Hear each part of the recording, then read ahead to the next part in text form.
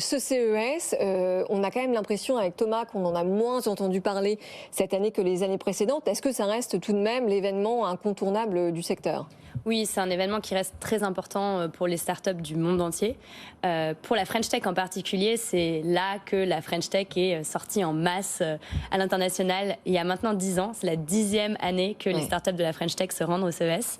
Et aujourd'hui encore, on a plus de 170 startups qui seront sur place à Las Vegas. C'est la première délégation étrangère sur place. Donc encore une fois, on va rentrer dans le CES et on va voir ce fameux coq rouge que j'arborde fièrement partout. Effectivement. Sur place.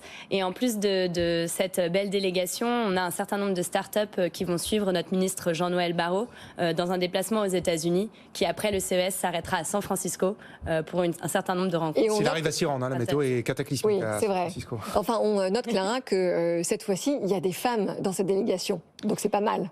C'est une question en effet très importante, cette question de la représentation. On le sait, l'écosystème French Tech n'est encore très loin d'être paritaire et la représentation est un des enjeux pour montrer que oui, c'est possible d'être une femme et d'être entrepreneur. Donc en effet, dans la délégation du ministre, on a un tiers de femmes qui viendront. Je pense à Laure Cohen de Certidil ou encore Lucie Buisson de Content Square. Et qui sait, on arrivera peut-être un jour à une parité totale. Mais alors pourquoi est-ce que c'est important pour les entreprises françaises d'y aller à ce CES ? Est-ce que c'est pour chercher des investissements et des investisseurs ?